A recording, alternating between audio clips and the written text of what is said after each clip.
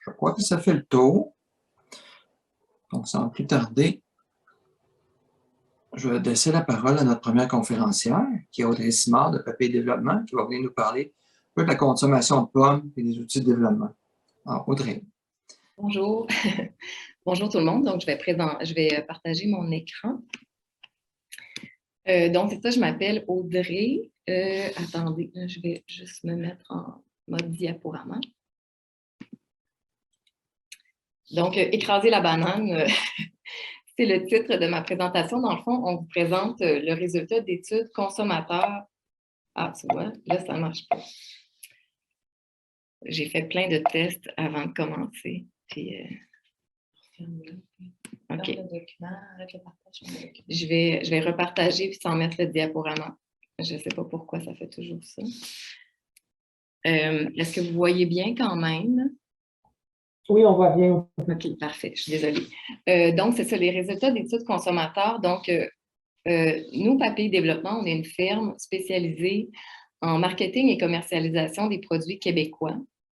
On travaille autant avec des entreprises qu'avec des collectifs. Et depuis plus d'1 an et jusqu'à la fin de l'année 2022, on agit à titre d'agent de développement pour la table filière pommicole du Québec. Donc, on travaille avec l'ensemble de l'industrie à concerter l'industrie entre elles, tant au niveau des producteurs, des emballeurs, que des gens des ministères, des chaînes, des transformateurs et tout ça. Puis, et de là, évidemment, émergent toutes sortes de projets qu'on réalise en filière, notamment les études consommateurs. Donc, un des premiers projets qu'on a fait, ça a été d'aller chercher une connaissance un petit peu plus fine des consommateurs de pommes. Puis, ce que vous voyez à droite, dans le fond, c'est les firmes avec qui on a travaillé. On a travaillé avec Nielsen et Synopsys. Nielsen, si vous ne les connaissez pas, c'est mondial. C'est une grosse entreprise à l'échelle internationale qui, dans le fond, qui accumule toutes les données des épiceries en termes de vente, en termes de profil de consommateurs et tout ça. Donc, on a vraiment là, toute la donnée très terrain au niveau des résultats plus chiffrés, là, si on peut dire, des épiceries. Et avec Synopsys, c'est une firme avec qui on travaille aussi assez régulièrement, qui fait carrément des études consommateurs. On a interviewé plus de 1000 participants et là, on est vraiment allé chercher plus de l'information sur la perception de la pomme, les habitudes de consommation, comment les gens consomment et perçoivent la pomme. Est-ce que j'ai... OK. C'est ça, on me demande de mettre la présentation en plein écran. Le problème, c'est que je vais essayer. Tu peux peut-être essayer. Je vais réessayer.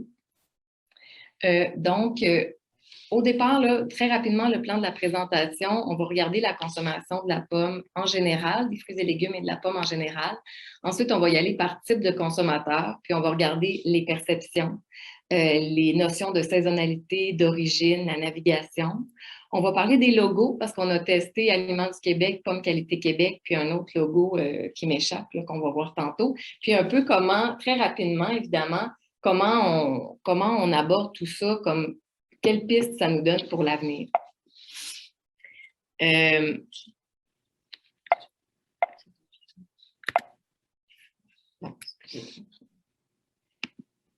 Ah, ça marche, OK, quand je fais ça. Bon, super. Désolée. Donc, pour mettre la table, il faut savoir qu'en général, les fruits et légumes, on est dans une augmentation générale de 12 % en dollars entre 2019 et 2021. Au niveau des fruits, plus précisément, c'est 11 %. C'est une catégorie qui est en croissance par elle-même. D'abord parce qu'elle rencontre positivement les discours sur l'alimentation. Quand on est dans les produits de la viande ou les dérivés de viande, on a actuellement des défis un peu plus difficiles que dans les fruits et légumes. Puis il y a l'effet de la pandémie aussi qui a fait en sorte que les gens ont plus cuisiné à la maison par la force des choses et donc ils ont acheté plus de fruits et légumes. Donc déjà, et la pomme à l'intérieur de ça, là c'est sûr que je ne compare pas exactement la même étude, mais avec les données des producteurs de pommes du Québec, on est dans une augmentation globale de 3 %. Fait que ça nous dit deux choses. Ça nous dit que si d'abord, il y a un mot. Si on regarde juste les ventes totales, on se dit « Ah, c'est bon, la pomme est en croissance », ce qui est vrai. Mais par contre, on sous-indexe déjà, donc on ne suit pas exactement, on est déjà un peu en dessous de la vague naturelle des fruits et légumes. Donc, il y a quand même des lumières qui s'allument à ce niveau-là. En 2022, évidemment, ce que les gens nous disent aussi, c'est que pour consommer plus de fruits et légumes, ils ont besoin de recettes. Bon, ça s'applique peut-être un petit peu moins à la pomme, mais ça peut quand même être une clé intéressante. Puis, ils ont besoin que ce soit facile à préparer. Donc, je ne veux pas que ça prenne 300 millions d'années à laver, à couper, à préparer pour la consommation. Alors là, encore là, pour la pomme, on a quand même un aspect positif ici. En 2022, ce qui va être à surveiller, évidemment, c'est l'inflation. C'est sûr que ça va changer notre rapport à l'épicerie. Quel impact ça va avoir sur la pomme? C'est peut-être pas le produit qui va avoir le plus d'impact. Peut-être que ça va avoir même un impact positif, mais il va falloir regarder ça assez sérieusement dans la prochaine année et en espérant que ce ne soit pas trop long, mais en tout cas dans la prochaine année. Qui consomme des pommes? Selon Nielsen, c'est 82 de la population. Selon Synopsis, c'est 97 Puis en passant, ceux qui étaient à la GIA des producteurs de pommes, c'est la même présentation, mais qui est bonifiée un petit peu. Fait qu'il y a quand même un peu plus d'informations dans les prochaines 40 minutes qui viennent. Donc, la différence entre les deux, en fait, comme je vous disais, Nielsen, on est vraiment dans les données d'épicerie, tandis que Synopsis, on est dans des sondages consommateurs. Naturellement, les personnes qui répondent aux sondages, c'est plus souvent des Blancs francophones, peut-être même un peu des Anglos, mais les immigrants sont moins portés à répondre à des sondages. Donc, c'est pour ça que ils sont peut-être sous-représentés dans l'étude de Synopsis et l'étude de Nielsen, donc à ce moment-là, est peut-être plus représentative comme telle là, de la population. Donc, globalement, la consommation suit la démographie. À 82-97 on s'entend qu'on est dans une consommation très large du produit. C'est pour ça qu'il faut regarder plus loin un petit peu, parce que si on regarde juste, on dit, bon, bien, tout le monde consomme des pommes, puis ça en est consommé 3 de plus que l'année passée, tout va bien. C'est quand on va gratter un peu plus loin dans les perceptions, quand on divise ces consommateurs-là en types de consommateurs, en profils plus précis, c'est là qu'on voit qu'il y a des tendances qui se dessinent. Mais donc, c'est là qu'on voit que les différences se marquent. Puis, donc, puis ce qu'on va voir, ce qu'on va vous présenter tantôt, dans le fond, c'est que la consommation régulière est surreprésentée chez les personnes âgées, puis elle est sous-représentée chez les personnes plus jeunes. On va en reparler. Le fruit a écrasé la banane, donc évidemment, c'est un peu le clin d'œil au titre de la présentation, puis c'est aussi parce que quand la personne chez Nielsen m'a demandé qu'est-ce que tu veux comme données, c'est quoi ton objectif à aller chercher des données Nielsen, on est allé chercher évidemment des données complémentaires à ce que les producteurs de pommes vont chercher déjà sur une base annuelle. J'ai répondu tout bonnement, bien, je veux écraser la banane. T'sais, on veut devenir le fruit numéro 1 en épicerie. Pour l'instant, c'est la banane qui occupe 22,8 des parts de marché des fruits, les raisins à 15,4 en deuxième et la pomme avec 11,3 La pomme demeure consommée par une très large majorité de consommateurs. Il n'y a personne qui a besoin de découvrir la pomme comme telle. Tout le monde connaît les pommes. Tout le monde en a au moins consommé une fois dans sa vie. Donc, notre défi marketing, si on peut dire, ne se situe pas dans le fait de faire connaître le produit que de le faire connaître ou de le rendre sexy auprès de certaines clientèles précises, par exemple. Mais ce n'est pas tant de le faire connaître, ce qui est déjà par rapport à d'autres catégories de produits un défi qui est différent. La consommation, comme on l'a vu, continue d'augmenter. La tendance de l'augmentation de la consommation n'est pas uniforme dans la population. Ça, c'est ce qu'on est allé chercher. Et en plus, les petits consommateurs ont tendance à la délaisser et les grands consommateurs, eux, ont tendance à en manger plus. Donc, il y a une polarisation du marché qui s'en vient. On continue dans les faits. La pomme est le plus souvent mangée telle qu'elle. Donc, la pomme à croquer, c'est encore la façon dont on la mange le plus souvent. Et ça explique la grande importance de la texture et du goût. On veut une pomme qui est croquante et juteuse. Ça met de la pression sur les qualités intrinsèques du fruit. Je vous donne un exemple très simple. Quand on achète un sac de patates puis qu'on épluche des patates, s'il y a une patate qui est molle, que la chair est un peu plissée ou qui est pleine de germes, c'est un peu tannant à éplucher, mettons, mais dans les faits, là, ça ne cause pas vraiment de problème parce qu'on va la cuire de toute façon, on va la mettre en purée ou on va la cuire au four. Donc, il n'y a pas les qualités du fruit comme tel ou du légume comme tel vont être moins irritantes pour le consommateur. Mais quand on la consomme comme ça, c'est sûr que ça met une pression qui est différente. Et on va le voir aussi, malgré que le fruit soit disponible à l'année en tablette, l'automne est fortement ancré comme la saison de la pomme. On va voir dans les prochaines diapos, ça c'est les données qu'on est allé chercher avec Nielsen, qui sont les grands, les moyens et les petits consommateurs. Donc, qu'est-ce qu'un grand consommateur? C'est un consommateur qui achète des pommes aux 2 semaines, aux 16 jours pour être plus précis, qui dépensent en moyenne 4,84 par visite pour un total de 117 $ par année. Ces gens-là représentent 16 % de la population. Qui sont-ils? C'est beaucoup des couples âgés, sans enfants, ou des familles de 4 personnes et moins, dont les enfants ont moins de 18 ans. Donc, puis quand les 35 ans et plus sont là, c'est qu'ils ont des enfants et qu'ils en ont au moins 2. C'est beaucoup les 65 ans et plus. On a encore les 55 ans et plus aussi dans les grands consommateurs, mais vous allez voir, ils sont aussi très forts chez les moyens. Ils semblent migrer vers les moyens. C'est drôle parce qu'en 2021, ceux qui ont un revenu de moins de 20 000 $ ont connu une très haute augmentation de consommation des pommes. Est-ce que c'est les couples âgés? Là, probablement, c'est une hypothèse. Il y a d'autres strates de revenus aussi. C'est celle qui nous a le plus frappé. Et les faits à noter, c'est qu'on voit que les 35 ans et moins sont sous-représentés. Puis, il y a eu une grosse diminution de la consommation chez les 55-64 ans entre 2020 et 2021. Ils sont encore nombreux, mais ils ont beaucoup diminué.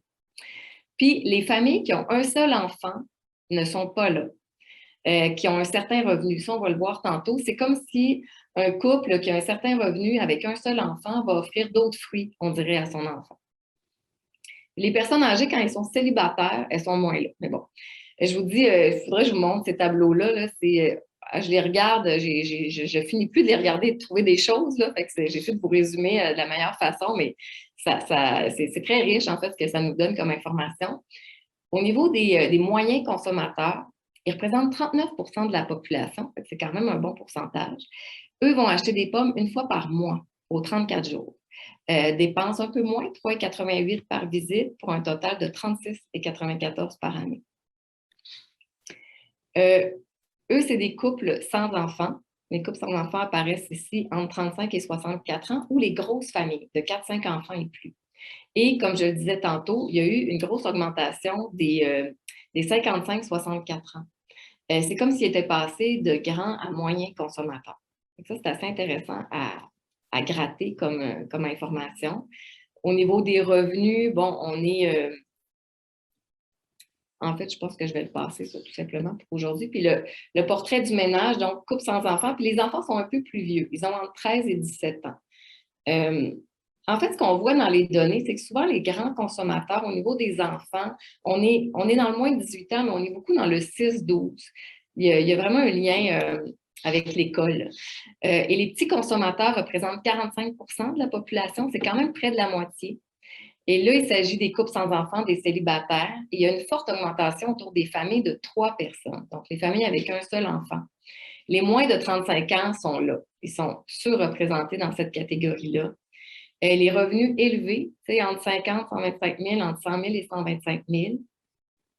Puis les petites familles sont en augmentation aussi, où l'âge des enfants est entre 6 et 12 ans. Donc, c'est ça, il y a vraiment quelque chose avec l'âge scolaire, là, puis évidemment, bon, toute la transportabilité de la pomme, aussi son aspect pratique en collation, on comprend. Donc, qu'est-ce qu'on a à comprendre de ça rapidement? T'sais, on l'a dit, l'enjeu n'est pas de faire connaître la pomme, mais d'en augmenter la fréquence de consommation chez les consommateurs.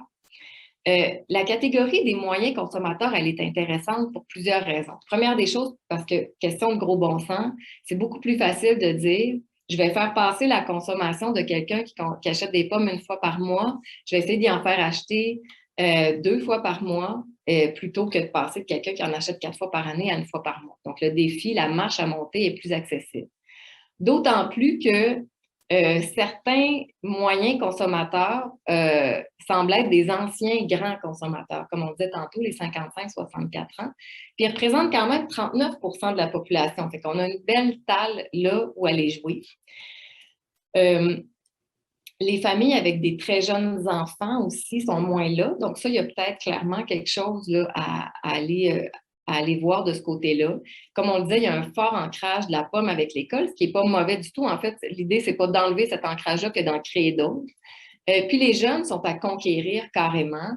Ça reste une clientèle à viser parce que c'est l'avenir de la consommation, l'avenir de la catégorie, c'est les parents et les personnes âgées de demain. Je ne pense pas qu'on devient un consommateur de pommes parce qu'on est âgé. Je pense que les personnes âgées actuelles, c'est des personnes qui ont développé des habitudes avec les pommes qu'ils ont gardées avec les années. Donc, si on ne développe pas ces habitudes-là actuellement avec les jeunes, bien, c'est là où ils risquent d'avoir une cassure. Ici, c'était des tableaux de synopsis. Ce qui est intéressant, c'est que chez les gens, quand on regarde globalement la consommation des pommes, on dit, bon, les pommes ont globalement augmenté. Quand on décortique cette augmentation-là, on voit que les consommateurs réguliers consomment toujours plus de pommes. Et ceux qui en consomment très peu en consomment moins. Donc, il y a vraiment un risque de cassure à moyen terme dans le marché. Parce qu'en plus, nos grands consommateurs, c'est les personnes âgées et les petits consommateurs, c'est les plus jeunes, on l'a dit tantôt. Et les petits consommateurs, évidemment, c'est logique, vont plus douter des qualités de la peau. Ce qu'on se rend compte aussi, ce qu'on a trouvé intéressant, ça, c'est les résultats avec Synopsis au niveau de la perception. Puis ça, on l'avait vu, il faut savoir qu'un sondage consommateur de 1000 personnes, il y a toujours 2 étapes. Il y a le gros sondage de 1000 personnes, puis un petit sondage qu'on fait avant avec environ 20-25 personnes pour un peu juste aller orienter, aller chercher des premiers niveaux de perception pour aller un peu orienter le questionnaire qu'on va faire pour les 1000 personnes. Puis déjà, dans la première étape, spontanément, les gens nous disaient tous les attributs de la pomme. Elle est santé, elle est pratique, elle se transporte partout. Bon, il y avait... tout ça sortait spontanément. On la connaît bien avec notre tête. Puis quand on demande aux gens, 93% des répondants de notre sondage nous ont dit que c'est un fruit santé, mais 10% nous ont dit que c'était leur fruit préféré. Ça, il faut savoir aussi que les dimensions santé et plaisir sont souvent en opposition chez les consommateurs en alimentation. Un produit qui est santé est souvent moins le fun à manger. On a souvent cette espèce de biais-là. Donc, puis quand on demande aux gens, à ceux qui réduisent leur consommation, pourquoi vous consommez moins de pommes, 40% nous disent qu'ils ne savent pas pourquoi. Il y a comme une espèce de désintérêt diffus. On a appelé ça de toutes sortes de façons, je les ai toutes mis, là, un désamour doux. C'est comme si la pomme fait tellement partie des meubles que on achète puis on la délaisse un peu comme sans émotion, d'une certaine façon. Là, je vous ai mis une graphique ici pour vous montrer parce que ça frappe quand même quand c'est 93% santé, bon, très bon goût, il y a quand même 66%. C'est sûr que chez les non-consommateurs, c'est 45%, c'est normal. Là. Bon, quand on n'en consomme pas, c'est parce que... Puis la pomme est mon fruit préféré, tombe à 10%. Là, ici, c'est les raisons pour lesquelles les gens consomment pas, la délaissent la pomme, c'est ça. Donc, le 40% qui ne le sait pas. Puis même les raisons pourquoi on consomme la pomme, il n'y en a pas une qui ressort très fortement. T'sais, le goût est à 20%. On aimerait ça voir le goût à 75%. Bon, même le côté pratique quand même, où j'ai des enfants, j'ai une famille, c'est un produit local. Il y a quand même des raisons qu'on aimerait voir apparaître plus fort dans notre lien avec le produit. Donc, ça, au niveau d'une campagne marketing qu'on pourrait faire en filière, par exemple, sur plusieurs années, évidemment, il y aurait vraiment quelque chose dans la perception. C'est là qu'il faut aller jouer, dans la perception des clientèles par rapport à la pomme.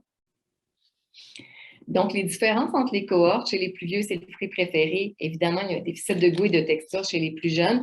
Le fruit n'est pas perçu comme moderne ou gastronomique. Puis souvent, à la fin des sondages consommateurs, peu importe lesquels on a fait jusqu'à maintenant, on demande toujours une question ouverte, quelle est la pomme idéale ou le cidre idéal? Et c'est vraiment une tranche là, de la clientèle qui a eu beaucoup plus de difficultés à répondre à cette question-là. Donc, chez ces jeunes qui représentent l'avenir de la catégorie, le fruit semble manquer de glamour. Pour les consommateurs plus vieux, la pomme présente des bénéfices clairs. Eux, ils comprennent vraiment pourquoi il faut consommer des pommes. Évidemment aussi, quand on vieillit, on est plus sensible à ces questions-là, puis on cherche des aliments qui vont améliorer notre santé. Ils sont aussi fiers, des pommes.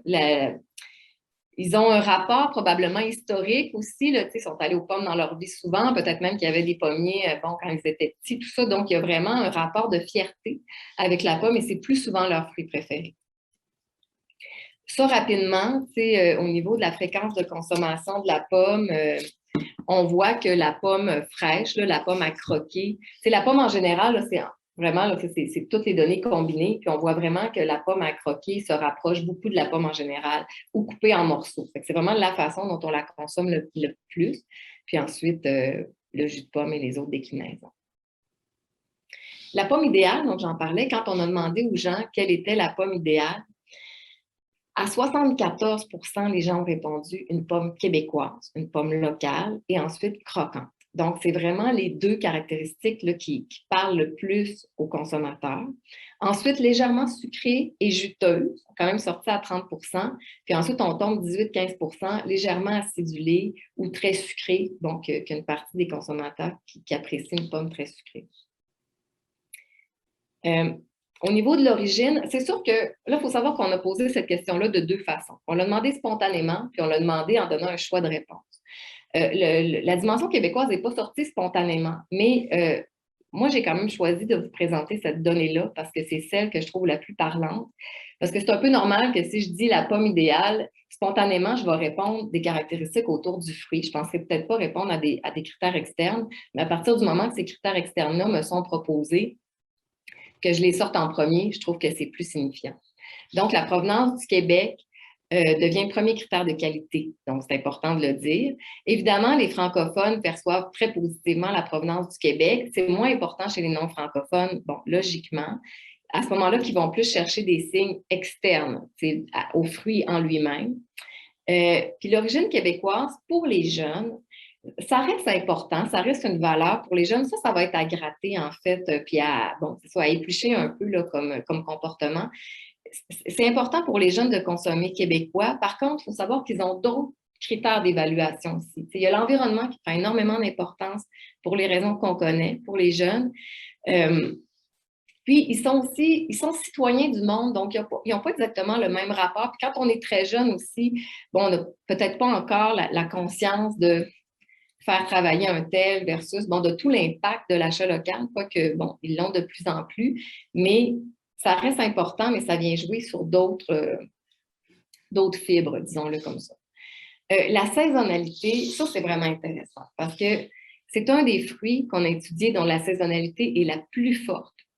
Malgré, bon, les fraises framboises, on se doute bien que c'est une forte saisonnalité. C'est des fruits en plus au niveau de l'offre québécoise qui sont disponibles de façon très saisonnière en épicerie. Mais au Québec, la pomme a quand même une saisonnalité extrêmement forte. Puis, il y a une méconnaissance de la part des Québécois, de la bonification du goût des pommes et de la texture par le conditionnement. Parce que maintenant, bon, le conditionnement peut même apporter, il y a des pommes qui sont meilleures actuellement qui peuvent l'être en novembre, c'est ce que j'ai compris à côtoyer l'industrie. Donc, ça, il y a toute une méconnaissance autour de ça. Et en fait, il y a comme un message difficile que plus la pomme est conditionnée, bien, plus on est en train de dire qu'elle n'est pas fraîche, mais en même temps, ça apporte une bonification qu'il faudrait peut-être arriver à communiquer. Je vous montre ici à quelle saison les fruits sont les meilleurs. À 72 % les gens ont répondu en automne pour la pomme. Et on voit là, les chiffres hiver, printemps, été qui baissent beaucoup. Puis si on regarde les fraises et les framboises, bien, on est dans des chiffres à peu près pareils. Donc, alors que la banane, à 75 %, la saison ne change rien. Puis dans la tête des Québécois, il y a un petit cheminement qui se fait très simple et logique. Une pomme croquante, c'est une pomme fraîche et donc une pomme de saison. Donc, hors saison, ben, on va se tourner plus facilement vers des pommes importées ou vers d'autres fruits, des alternatives. Et ça va être notre grand défi en tant qu'industrie, de continuer à tabler sur le fait qu'on est un produit québécois et local et de jouer sur cette fibre-là, parce que la pomme, c'est un élément iconique, là, presque autant que le sirop d'érable. Donc, il y a quelque chose de très positif. Puis justement, si on veut aller stimuler l'engagement des consommateurs, il y a quelque chose à jouer là. Par contre, il faut convaincre les gens que c'est un fruit qui est disponible et savoureux à l'année et qui nous appartient à l'année, même une fois qu'il est sorti du verger. Donc, ça va être un peu notre défi comme industrie dans les prochaines années. Et à cause de ça, bien, contrairement à d'autres fruits dont on ne sait pas trop quand est-ce que c'est la saison, donc on va carrément évaluer uniquement sur l'apparence, bien, la pomme va être évaluée différemment. Une pomme en automne, bien, on va moins regarder l'état du fruit d'une certaine façon, ça ne sera pas notre seul critère. Mais une fois passée la saison, ben, nos attentes envers le fruit changent. Puis là, on va plus regarder vraiment la texture et le goût. On va parler des logos. On a comparé les logos d'aliments du Québec, de Pommes Qualité Québec et de produits d'ici, sous différents aspects avec les consommateurs. Donc, au niveau de la notoriété, Aliments du Québec est le plus connu, mais les résultats étaient bons pour les trois. Les trois rejoignent l'origine québécoise de façon similaire, mais la qualité est clairement renforcée par le logo de Pommes Qualité Québec. Donc, s'assurer de la visibilité du logo. On le voit ici. En orange, c'est Pommes Qualité Québec.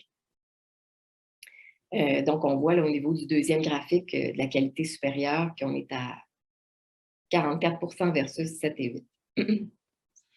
J'achève.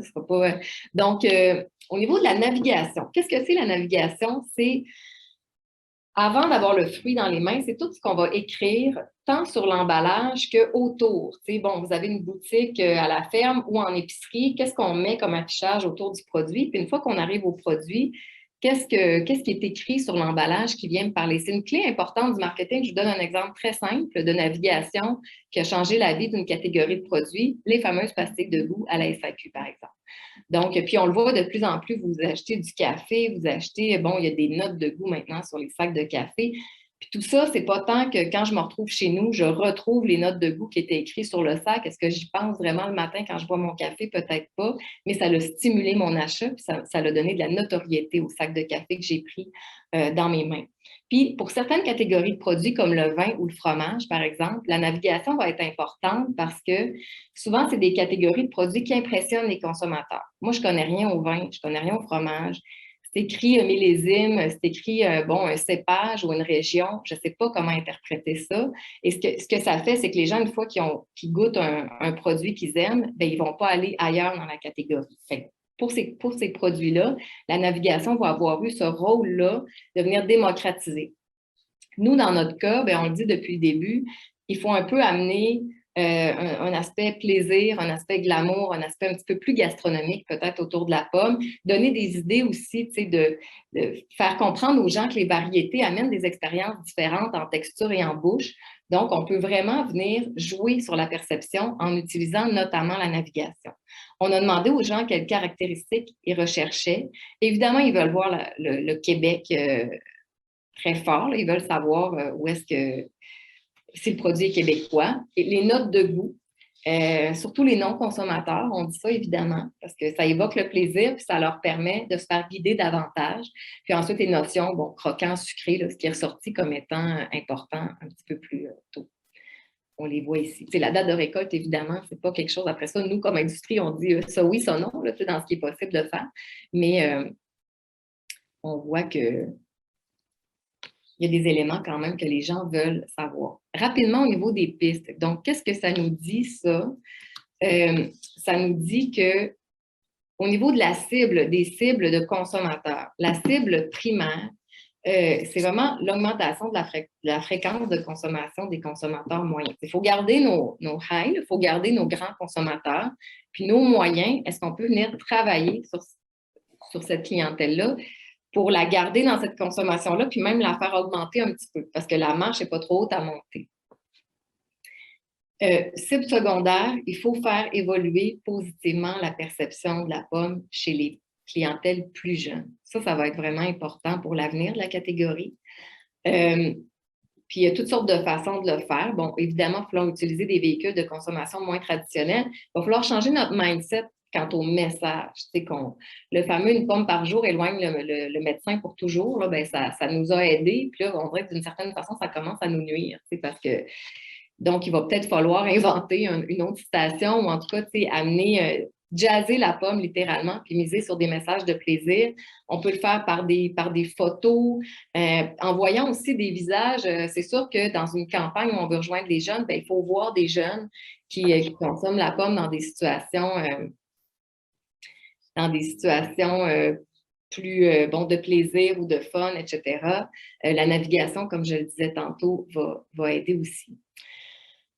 Convaincre de sa croquabilité et de son bon goût en dehors de la saison des récoltes. Donc, peut-être même saisonnaliser les campagnes. Il y a des choses à dire l'automne, puis il y a des choses à dire l'hiver. Il y a du marketing mix aussi qu'on peut faire, bon, avec d'autres fédérations, avec le lait, avec le porc peut-être, mais il y a vraiment quelque chose à venir camper comme message l'hiver. Actuellement, il y a une super bonne campagne qui est des producteurs de pommes du Québec autour du fait que justement, parce que quand on a posé la question aux consommateurs au départ, il y en a même qui ne savaient même pas qu'il y avait des pommes importées. Dans la tête des gens, c'est tellement un acquis, encore une fois, que ah ouais, il y a des pommes qui viennent d'ailleurs, je ne le savais pas, je faisais juste. Donc, il y a déjà de faire savoir qu'il y a des pommes du Québec à l'année et que ces pommes-là sont savoureuses et croquantes. Peut-être aussi même parler l'hiver, parler un peu plus, mettre l'accent sur les produits transformés aussi, venir les ajouter dans la loupe à l'année, mais particulièrement à l'hiver. Puis humaniser le produit. Plus on va miser sur les producteurs, plus on va être proche du verger. Les gens veulent voir les producteurs, là, évidemment, puis ils veulent sentir que la pomme, elle est proche de la terre, du verger, du territoire, même à l'épicerie. Donc ça, c'est sûr que c'est des valeurs sûres sur lesquelles tabler avec le temps. Puis, ben voilà, moi, on tient à remercier le ministère, que c'est grâce au programme de développement sectoriel des marchés bioalimentaires qu'on a réussi à bonifier les données Nielsen puis à faire des études consommateurs dans la phase 1 et la phase 2. Donc, merci beaucoup. Puis, merci de votre attention. Puis, il nous reste une petite période de questions si vous voulez. Merci beaucoup, Audrey. Effectivement, il nous reste du temps pour les questions. Alors, j'espère que vous avez préparé vos questions. Sinon, ben, c'est le temps d'y penser. Moi, Evelyne, on va surveiller les mains levées puis les mentions dans le chat.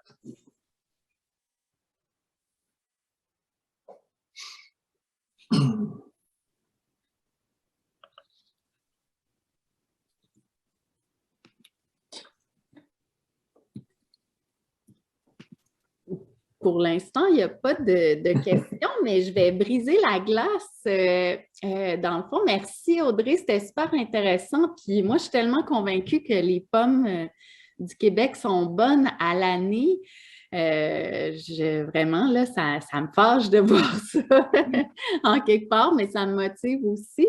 Je pense qu'il faut faire connaître les nouvelles variétés, il faut faire des dégustations, tout ça.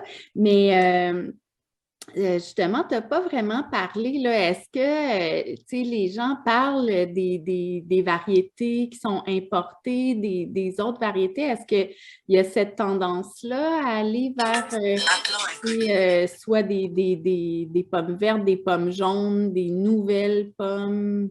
Est-ce que... C'est sûr que sur la couleur, non, pas nécessairement. C'est sûr que comme, mettons, on demande aux gens leur pomme préférée, il y en a beaucoup qui nomment la Macintosh parce que, bon, dans la tête des gens, c'est encore là, on l'a un peu dans notre ADN. Par contre, l'effet des variétés, il est clairement là. Juste la Honeycrisp, on voit l'engouement qu'elle crée. En fait, c'est clairement une des pistes. C'est vrai que je ne l'ai pas nommé dans la présentation, mais quand on parle de notes de goût, quand on parle de venir personnaliser les pommes selon leur goût, leur texture par la variété, on le voit vraiment, là, pour peu qu'on le fasse, puis même la Honeycrisp, c'est une des pommes qui se vend plus cher. Tout à coup, on vient la sortir d'une dynamique de commodité, puis on vient y donner une personnalité, et tout à coup, le prix prend une importance autre. Puis ça, on peut vraiment créer ça avec d'autres variétés. Puis on le voit aussi, on fait beaucoup de veille là, au niveau de la table filière, puis dans d'autres pays, il y a vraiment... on crée vraiment de l'engouement au niveau des packaging, au niveau de la sortie des variétés. Il y a peut-être même un peu comme, bon, c'est le temps du homard, c'est le temps de la crevette, bien là, c'est le temps de la empire. Il y a peut-être même des choses à créer, là, il y a plein de choses à inventer qui pourraient vraiment venir animer puis dynamiser par les variétés aussi. OK, merci. Il y a Antoine qui a la main levée. Antoine, tu peux ouvrir ta caméra et poser ta question? Oui, ma question c'était, excusez, la caméra, ça ne marche pas, là, mais bon, OK.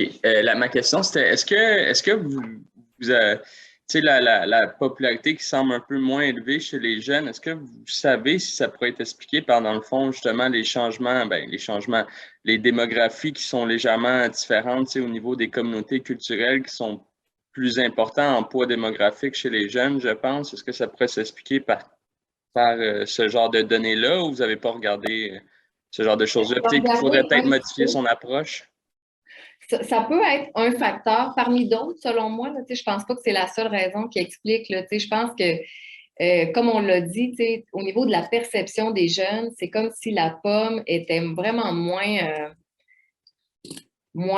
sexy, moins glamour, moins gastronomique que d'autres fruits. Le melon perd des scores chez les jeunes. Là, c'est comme le fruit trendy d'une certaine façon. Puis comme on dit, ils ne savent pas pourquoi ils n'en consomment pas quand on leur demande. Ils ne nous répondent pas vrai. C'est comme si elle leur passait sous le radar, d'une certaine façon. Il faut un peu comme la remettre dans le radar. Mais oui, il y a la question quand même. Au niveau de l'étude, je dois dire qu'on a demandé là, avec le comité à rejoindre aussi les immigrants. Mais là, ça aurait vraiment coûté beaucoup plus cher parce que c'est une clientèle qui est beaucoup plus difficile à rejoindre. Mais on va essayer là, d'aller chercher quand même de l'information de ce côté-là. Mais c'est sûr qu'il y a des communautés qui consomment, qui n'ont pas ça du tout dans leur culture de consommer de la pomme.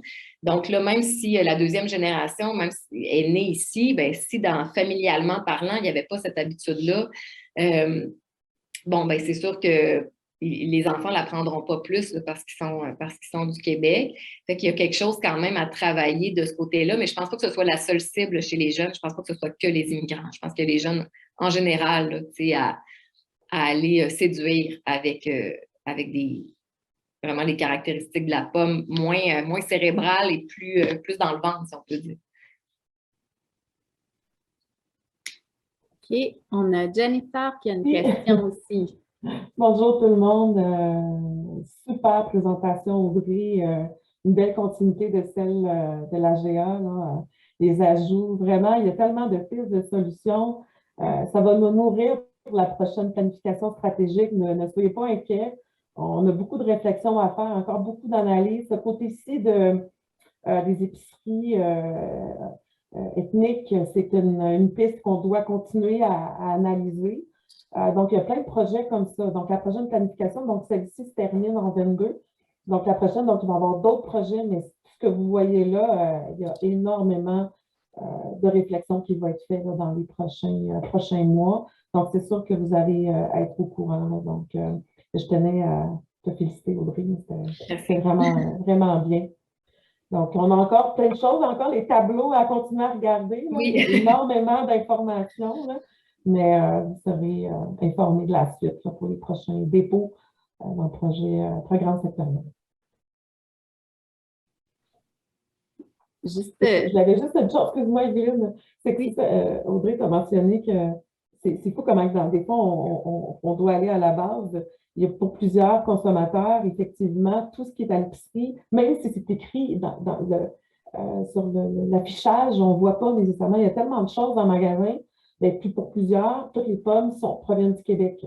Ou encore, ce qu'on disait, c'est que hors saison, bien, ça vient des États-Unis, puis eux, ils ont plusieurs récoltes. Dans leur façon de voir, c'est vraiment ça. Donc, s'il y a des pommes au mois de mai, bien, c'est qu'il y a une récolte à Washington, il y a une récolte ailleurs, c'est la pomme qui est la plus fraîche, et celle-là, pas celle du Québec.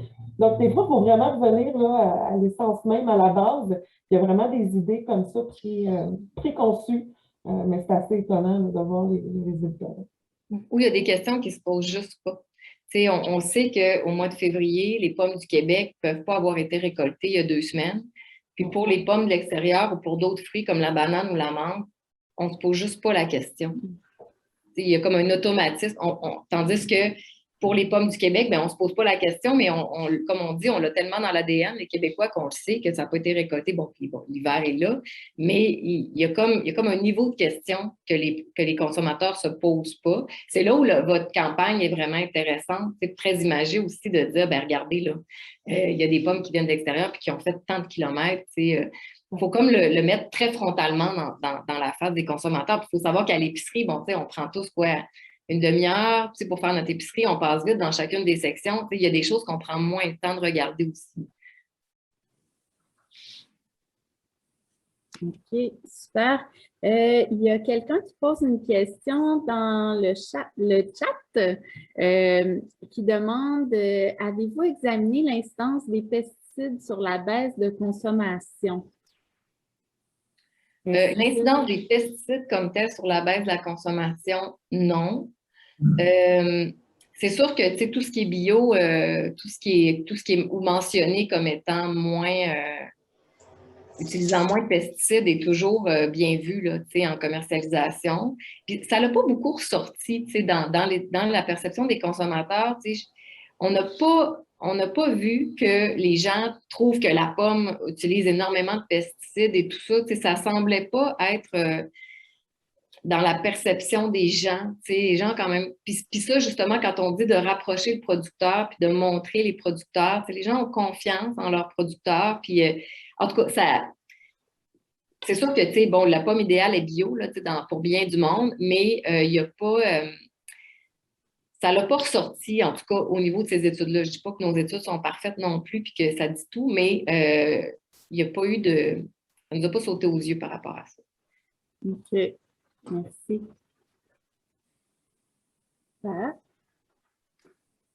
Gérald, je pense ben oui, Edith, qu'il je te laissais aller. Tu faisais très bien ça. n'y a pas d'autres mieux que moi. questions. Plus d'autres questions? Ben, 9h45, alors je te remercie beaucoup, Audrey, encore une fois.